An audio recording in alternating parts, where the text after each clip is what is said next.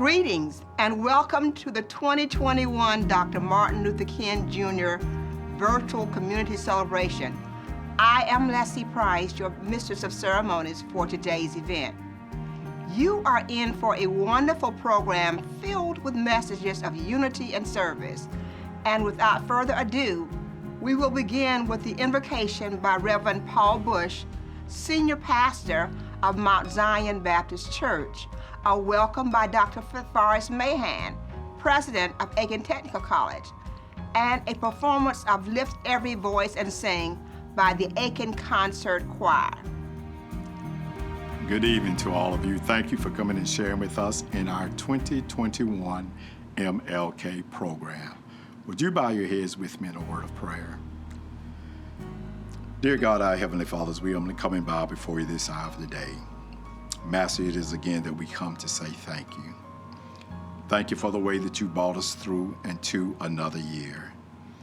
For the year of 2020, which was outside of the norm, was nothing like we've ever experienced before. And just in the life that MLK lived, this new paths were trail forward. God, we're looking for you to guide us into this year of 2021. We ask that you might guide our footsteps in everywhere that we walk, guard our tongues in everything that we say. Be our hands as we reach out to one another, to help one another along as we go through this pandemic that 2020 brought.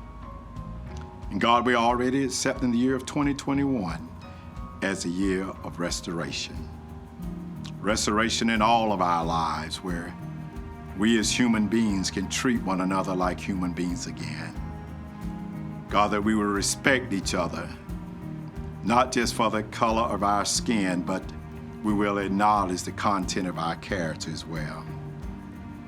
God, we ask that you might let peace roll like a mighty river, God, through this land that we call earth. Let harmony and peace and love abide. Let everything that is right about you be right in us. Yes, we do ask of you to let your will be done on earth as you would have it to be done in heaven. And God, as you do this for us, as you teach us not only how to take care of the earth that you've made us stewards over, but you would teach us how to love our brothers and sisters who you put us in harmony with. Then, God, we will be careful that in all that we say and do, that it is your name that we will give the honor, your name that we will give the praise, and your name that we will give the glory. For it is you who is our God, our Maker, and our Creator. Forevermore we do pray. Amen. Thank you for joining us for the 2021 Dr. Martin Luther King Jr. Community Celebration. Each year, Aiken Technical College, the University of South Carolina Aiken, and the greater Aiken County community come together to celebrate Dr. King and recognize the outstanding works taking place right here in our region. As with many things, this year's event is different. The past year has required many to adapt traditions so that they may continue in new ways. It was important for us to continue what has become a well-anticipated event, and we can do so thanks to the dedication of the Celebration Steering Committee. Because of their efforts, we are able to bring this event to you virtually. I want to thank the committee for their work to make this event possible. While the delivery may be different, our purpose and intent are the same. During the event, we will share how you can serve others, recognize students for their creativity, and acknowledge student and community leaders for their advocating for others' rights. We will also hear an inspiring message from Dr. Roslyn Artis, President of Benedict College. We hope you will find today's event uplifting and be motivated to seek ways you can make a difference in the community. Again, thank you for joining us for the 2021 Dr. Martin Luther King Jr. Community Celebration.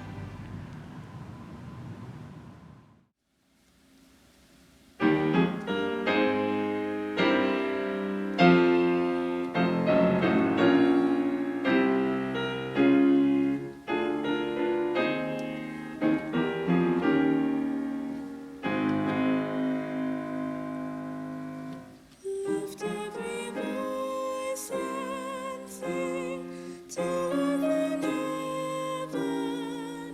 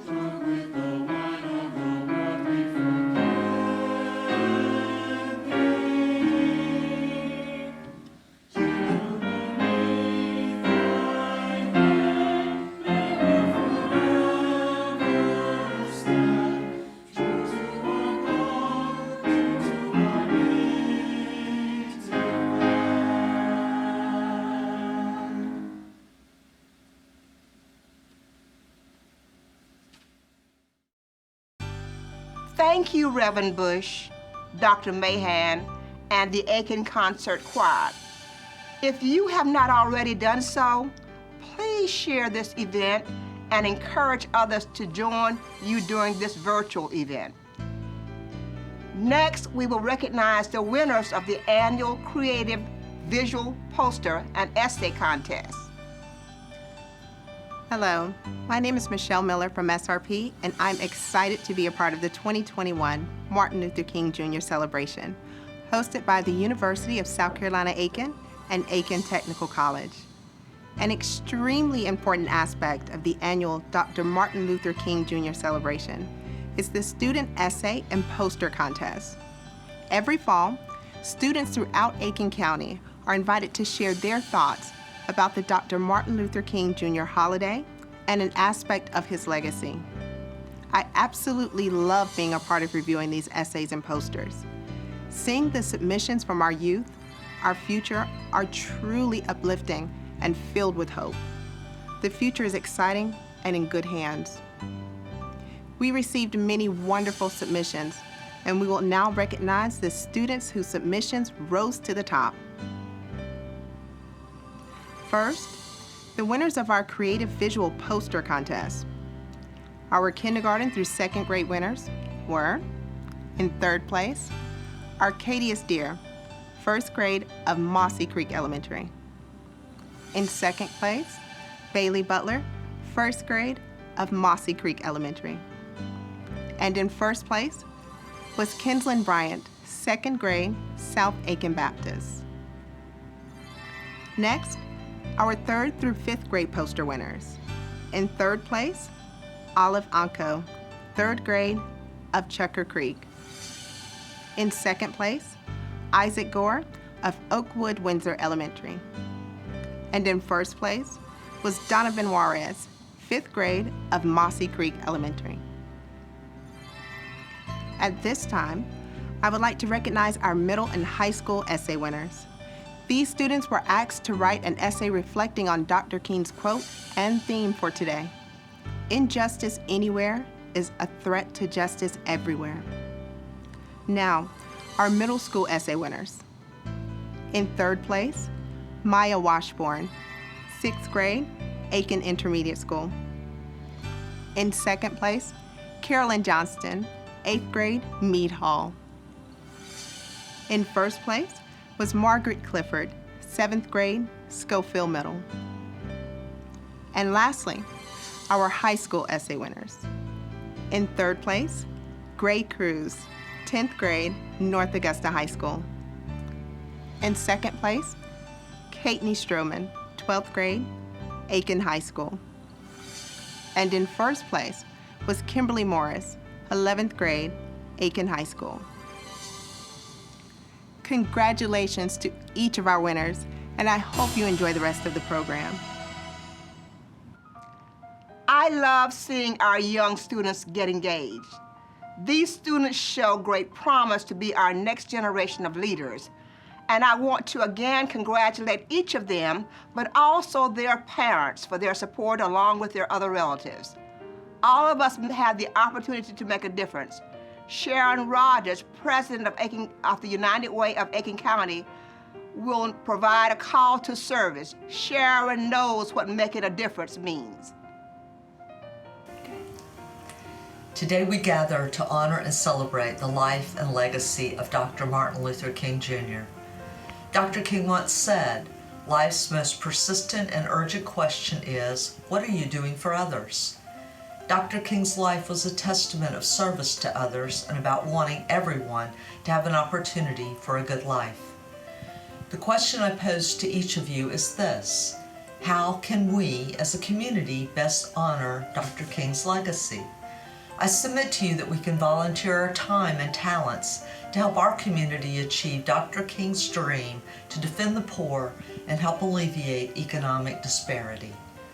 United Way and our 30 partner agencies stand ready and willing to help you find your passion and your call to service.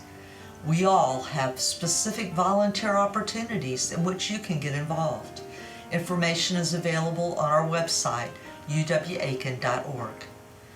I call upon each of you to be a role model for Dr. King's dream of a beloved community, one that brings all of us together to strengthen our community and provide an opportunity for everyone to succeed.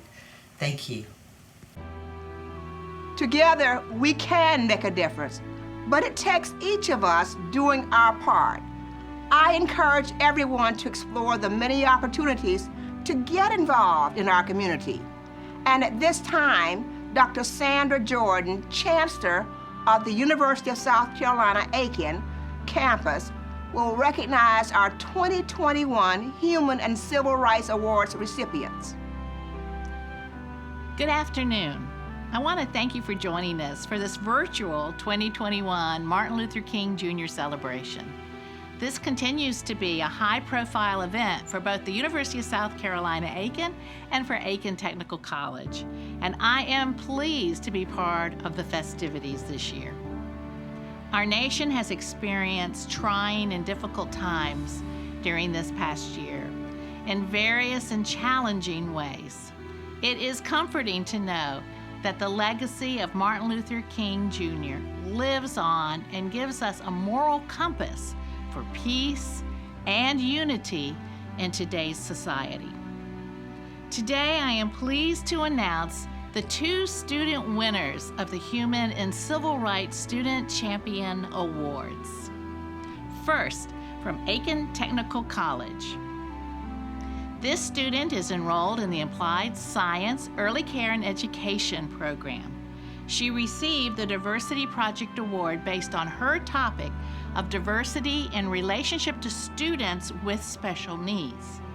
She is an outreach youth minister at her church. She has exceptional integrity and models that with her 3 boys. As nominator, Linda Altman shares, quote, "She is the kind of person I hope all our students can become."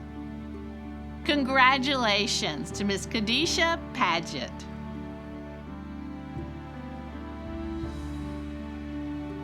From the University of South Carolina, Aiken, this award winner ensures that every person of color and ethnic background is welcomed and feels the sense of belonging.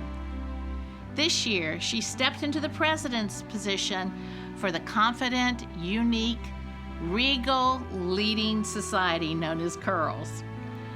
She also advocates for students of color and their viewpoints both socially and personally.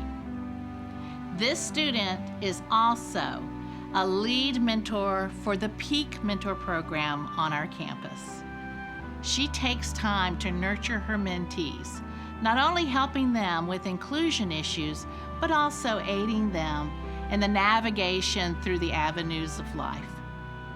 She has a zeal for advocacy, and her acts are selfless. Her nominator shared that she is an advocate for human and civil rights activism and has been no less than a huge accomplishment for her college career.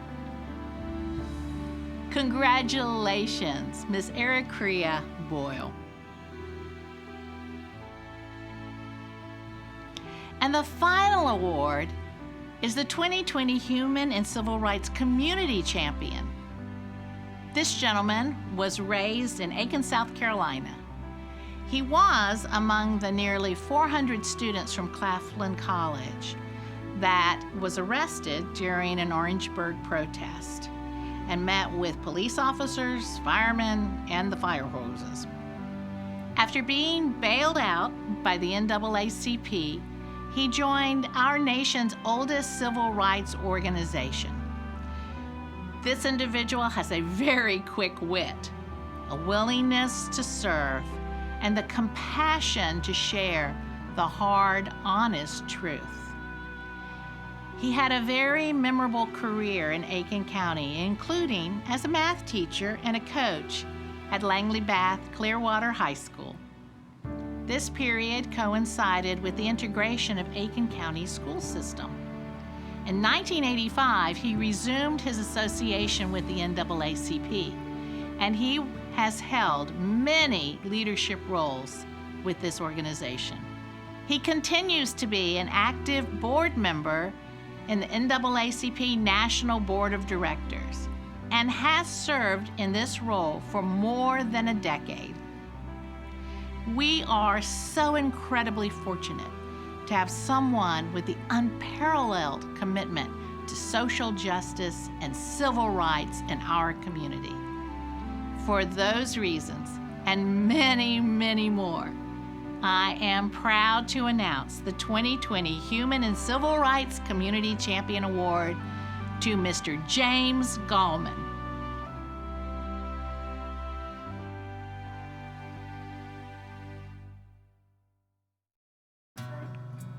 Congratulations to the 2021 Human and Civil Rights Champion Award recipients. We sincerely appreciate and thank you for the work you are doing on your college campus, in your communities, and whatever organizations you can engage in. Thank you again. We will now have the introduction of the speaker, followed by another selection by the Aiken Concert Choir.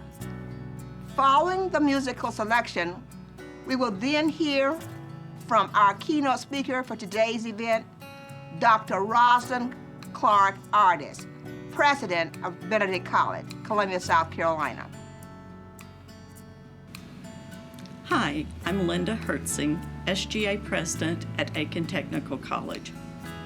It is my honor to introduce today's keynote speaker, Dr. Roslyn Clark Artis. Dr. Artis has served as President of Benedict College in Columbia, South Carolina since June of 2017 and is the first female president of the college. A prolific speaker, critical thinker, and fierce advocate for educational access, Dr. Artis has been recognized for her work locally and nationally and is frequently engaged as a mentor, lecturer, and catalyst for strategic transformation. In 2019, Dr. Artis was named Diverse Issues in Higher Education's Top 35 Leading Women in Higher Education, Educator of the Year by the 100 Black Men of America Incorporated, and a Walker Legacy Award recipient. Her passion for education, youth development, and service to the community is manifested through her work with numerous organizations, including Delta Sigma Theta Sorority Incorporated, the Links Incorporated, and Jack and Jill of America. It is my honor to introduce today's keynote speaker, Dr. Roslyn Clark Artis. This is the day that the Lord has made. Let us rejoice and be glad in it. I bring you greetings from the trustees, staff, and faculty of Benedict College, the HBCU that put the BC in HBCU.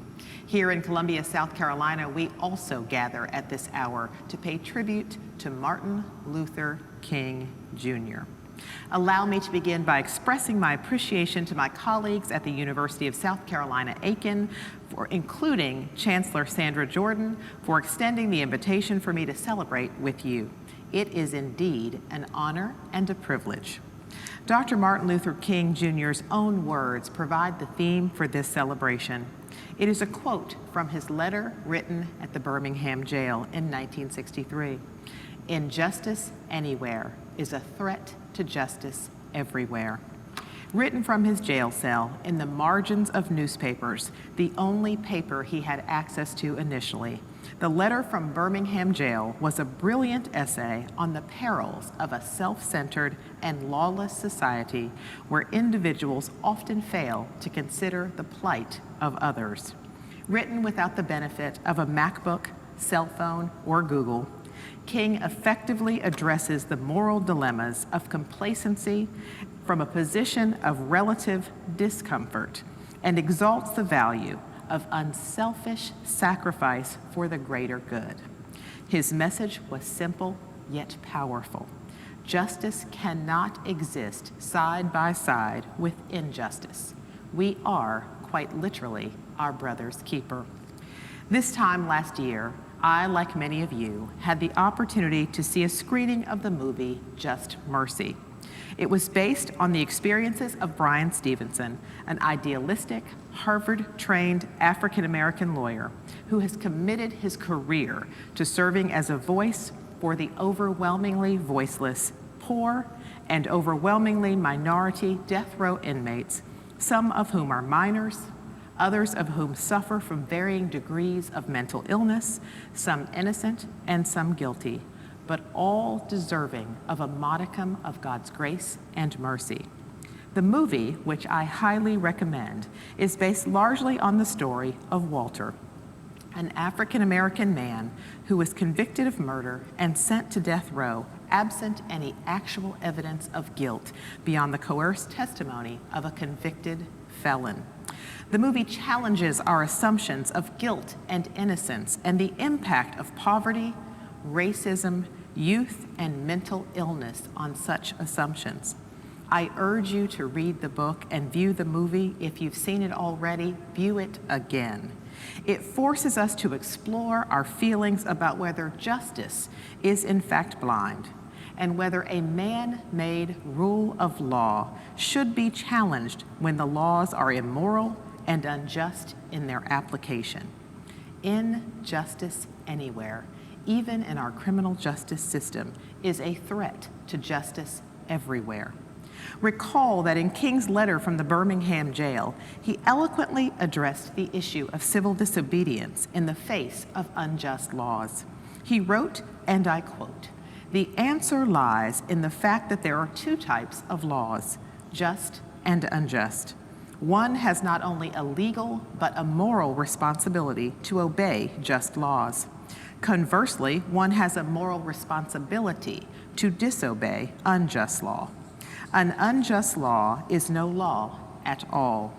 King further stated that laws are unjust if they apply to one group differently than they apply to another. Our criminal justice system is ostensibly colorblind on its face, and yet grossly disproportionate in its impact on low-wealth minority communities in this country. It is quite simply unjust. Our history is replete with examples of laws that would fall into the category of the unjust, including chattel slavery laws, the Fugitive Slave Act requiring the return of runaway slaves, Jim Crow laws, separate but equal educational opportunities, redlining in housing, reserving the right to vote to land-only owning white males. The list goes on and on. Unjust laws like these and so many others were overturned by the brave acts of civil disobedience, persistence, hard work, and sacrifice, often by those to whom those laws did not apply. Whites struggled alongside blacks to overturn slavery and Jim Crow. Women stood with men to ensure suffrage for all. We are each called upon to look beyond ourselves, our families, even our neighbors, to honestly evaluate the extent to which society that we have come to define it is in fact just and equitable for all. And if we determine that it is not, we have an obligation and a responsibility to lift our voices and pursue justice for all. After all, injustice anywhere is a threat to justice everywhere. We all bore witness to the global outcry this summer in the wake of George Floyd's murder. What started as small rallies in scattered cities across the United States quickly developed into a global movement. Tens of thousands in cities across Asia, Europe, and Australia gathered and protested peacefully with now familiar chants of "I can't breathe" and "Black Lives Matter." These global advocates understood that injustice in America, the world's greatest democracy, represented global inequity. They stood with people of color in the United States of America because they understood that injustice here is injustice everywhere. Martin Luther King was in many respects a prophet. He was a visionary behind the greatest speech ever composed, "I Have a Dream." delivered August 28, 1963, to over 250,000 civil rights supporters from the steps of the Lincoln Memorial in the March on Washington. The speech was a defining moment in the American civil rights movement.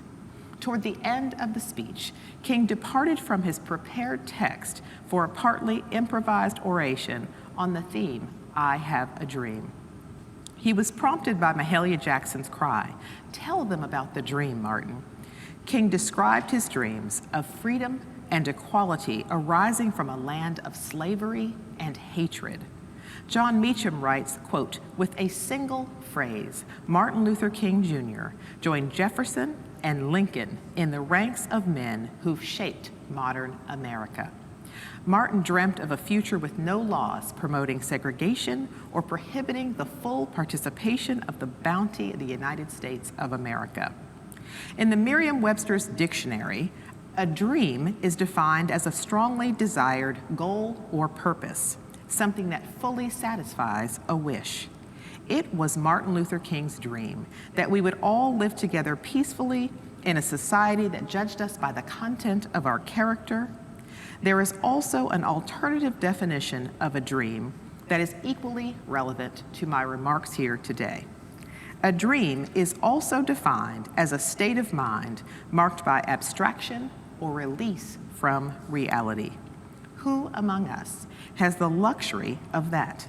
An escape or a release from reality?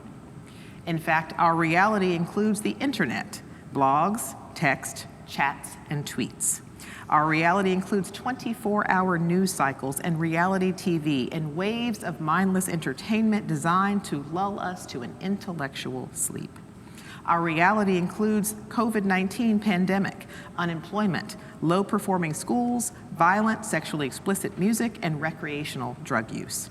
Our reality includes terrorist attacks, school shootings, and tweets from the Oval Office. Who in their right mind wouldn't rather stay in bed and dream? But that is not the legacy of Martin Luther King Jr. Many would argue that to some extent his dream has been realized. In a technical, legal sense, voting rights exist, segregation has been struck down. Many of the unjust laws I referred to earlier have been overturned and no longer exist in our country. Why we've even had a black president and a woman of color is preparing to be sworn in as the first female vice president of the United States of America. Surely the dream has been achieved. If you believe that, I have two words for you: wake up. I believe that if King were here, he would implore us to wake up. No more time for dreaming. We must wake up. Merriam-Webster defines awake as follows: to cease sleeping, to become conscious or aware, to become active. If Martin Luther King were here, he would say, wake up. He would implore us to get caught up in that which is right and good and be willing to sacrifice for it, because injustice anywhere is a threat to justice everywhere. Some of you, at least those of you who are at least my age, remember a song by Teddy Pendergrass, Harold Melvin and the Blue Notes. Marvin Gaye later recorded it, and most recently in 2011, a group of socially conscious hip-hop and R&B artists re-recorded it in the tradition of the famous We Are the World collaboration. The lyrics go something like this: wake up everybody, no more sleeping in bed. No more backward thinking, time for thinking ahead. The world has changed so very much from what it used to be. There is so much hatred, war, and poverty. Wake up all the teachers, time to teach a new way. Maybe then they'll listen to what you have to say. Because they're the ones who's coming up in a world that's in their hands. When you teach the children, teach them the very best you can. For those who are tempted to hit the snooze button and continue to dream, I would caution you to get out of bed, put on a pot of coffee. We have work to do. Although we no longer live in an era of mass lynchings, we have not crossed over into an idyllic post-racial era. COVID-19 has wreaked havoc on low-wealth communities of color and laid bare the inequities that have long persisted in our country. A large segment of the Black and brown communities remain trapped in a vicious cycle of generational poverty, systemic academic underachievement, double-digit unemployment rates, and a lack of access to broadband connectivity.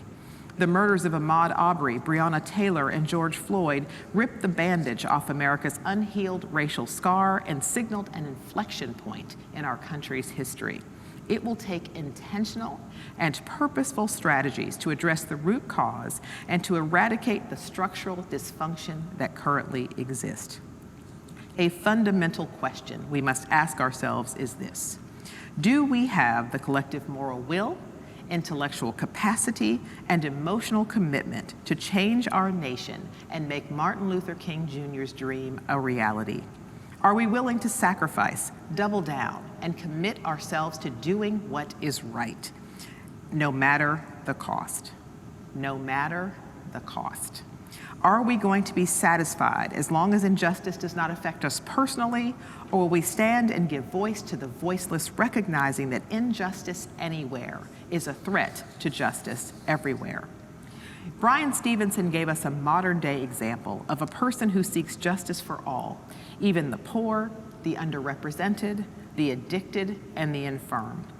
In his life's work with the Equal Justice Initiative, he has quite literally saved lives and changed the unjust laws that bind and condemn us as a nation. Though he faced incredible judgment, humiliation, and even death threats, he did not back down from pursuing what was right. Brian is a beautiful example of what Martin Luther King stood for, fighting for love, compassion, and justice for all. African Americans plainly still suffer prejudice across America, but that is not the only inequity that persists and plagues us. America's problem is increasingly one of class and poverty, and we cannot be silent. We cannot stand idly by. We have the power to change the hearts and minds of men by sharing the love of God and advocating for just laws that apply equally to every man, woman, boy, and girl, regardless of race, sex, or socioeconomic status. Poverty should not be a crime in the United States of America. We have just experienced one of the most remarkable presidential elections in the history of our democracy. Did you vote your heart, your conscience, or did you vote for what was comfortable to you? Did you vote for tax advantage or equity for all? Did you vote in ways that honor the sacrifices of the thousands who gave their lives to afford you that right? Anything less is unjust. Injustice can only breed more injustice. Judge Damon Keefe once wrote, quote, "Democracies die behind closed doors." We are living in a time where hate is popular, where incivility is commonplace. Social media has afforded those with divergent viewpoints a bully pulpit and a medium for spreading, no spewing, hateful rhetoric. We stand at the precipice of war and the expense of the same, measured in both dollars and lives, and yet many remain silent.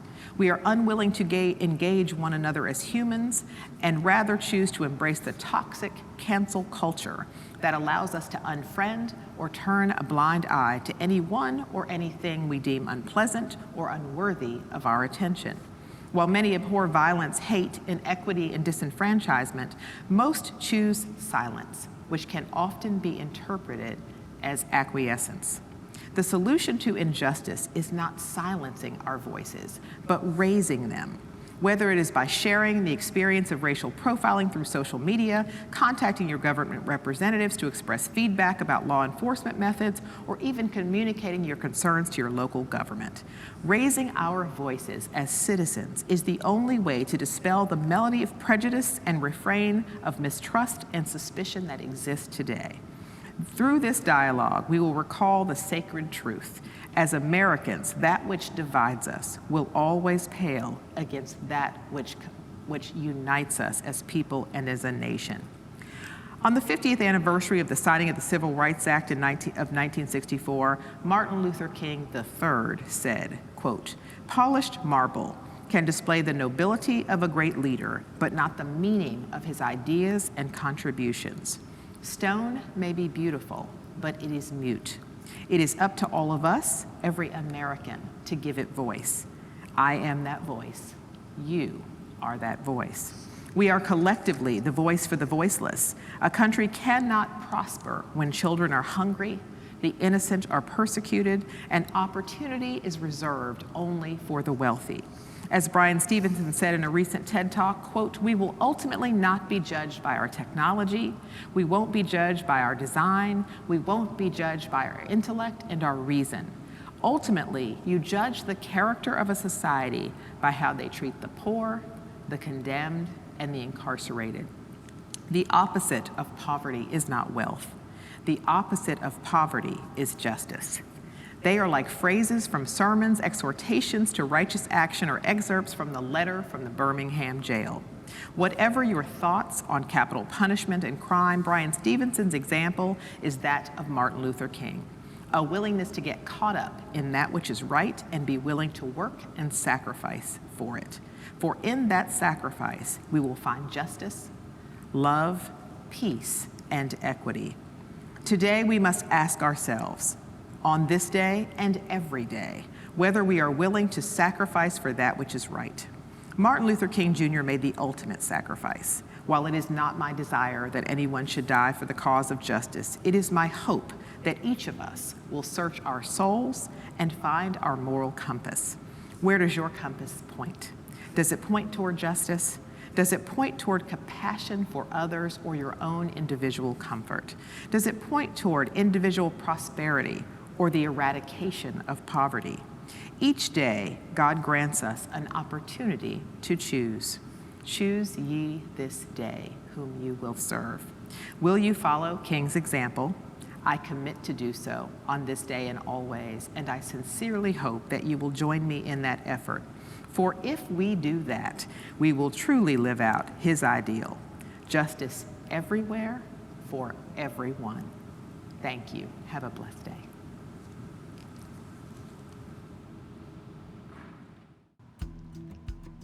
Thank you, Dr. Artis, for your inspiring message. Yes, as Dr. King stated, injustice anywhere is a threat to justice everywhere. We should all seek ways to address injustices and help make this a better world for all. We will now have a recognition of our sponsors, closing remarks, and the benediction. But before we recognize our sponsors, I want to thank the Dr. Martin Luther King Jr. Community Celebration Steering Committee for inviting me to be the Mistress of Ceremony for today's event. I am honored. It was a pleasure to be a part of this great event that we have annually in our community. Now we will have a recognition of our sponsors. Hello everyone, my name is Samuel Boyd, and it is my honor to be part of this program as the student body president at the University of South Carolina, Aiken. Dr. King Jr. is a personal hero of mine, and his examples of service and leadership inspire me every day. As you all know, an event of this magnitude simply would not be possible without the cohesive effort of many campus, corporate, and community partners. We appreciate everyone coming together to ensure that Dr. King Jr.'s legacy is preserved. The members of the Dr. Martin Luther King Jr. Planning Committee, along with this special celebration, epitomizes Dr. King's passion for service and unity. This model of unity is right here in Aiken, South Carolina, and it is a model that other cities, perhaps even our nation, could emulate. In addition to the committee, who faithfully give their time every year, we are also very grateful for the support from the United Way of Aiken County. Ms. Sharon Rogers helps inspire us to give back to our community through their partner agencies. And the recognition of community sponsors. The mission of the MLK event continues because of the generous support of donors and sponsors. Sponsor support enables to award scholarships to students who promote the legacy of Dr. Martin Luther King Jr. on our 2 campuses, and also promotes awareness of Dr. King and the power of service to our K-12 schools. A list of our sponsors are shown on the next slide. Please go out of your way to personally thank them next time you see them.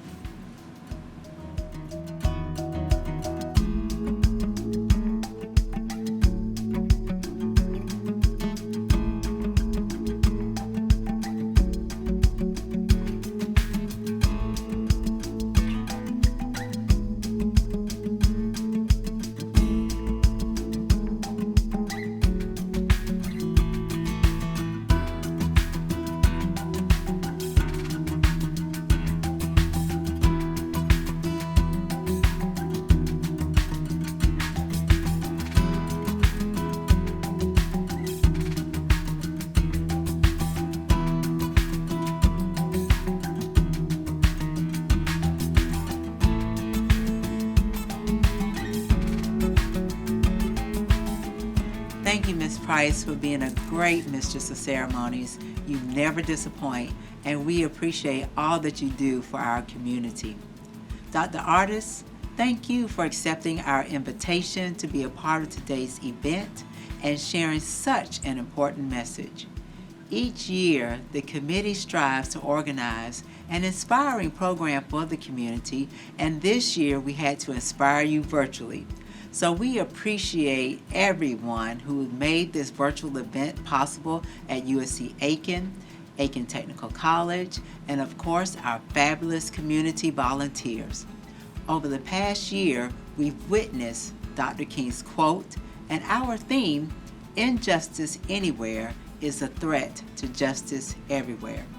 When I reflect on this year's theme, it reminds me how important it is for each of us to uphold our democracy by exercising our right to vote. During last year's event, I didn't know what this year would bring. I challenged everyone in 2020 to get involved and to be comfortable getting uncomfortable and to stand up for what is right, even if it means standing in the minority or standing alone. So here in 2021, that same charge still stands, and I encourage each of you to ask yourself, what am I doing to make a difference? How am I helping my neighbor?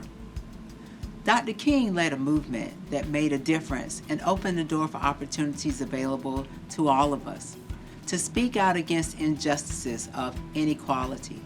And when we, the collective community, we must continue Dr. King's work for equality and equity so that the seeds we plant today can benefit generations to come.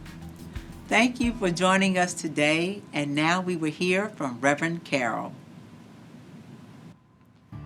Go now, children of God, out into God's good world. And as you go, may God grant you the vision to see that we are caught in an inescapable network of mutuality, tied in a single garment of destiny, so that injustice anywhere is indeed a threat to justice everywhere. May God grant you just enough discomfort with the status quo that you may be fully awake, and more than enough courage that you may rise and be counted. Rise to the moment God has placed before you. May God grant you wisdom to discern good trouble, wisdom to trust the strength that is within you. May God grant you strength of voice so that you may proclaim the truths of justice, strength of spirit so that you may not grow weary though the way grow long, strength of heart so that you need not fear. May God grant you depths of compassion for all your neighbors, especially the oppressed, the poor, the marginalized, the hungry, all those who have never even learned to dream of what could be. And may God grant you the grace to know that you are never alone. For brothers and sisters of common purpose, for common good, walk alongside you, and God abides within you, yesterday, today, and forevermore.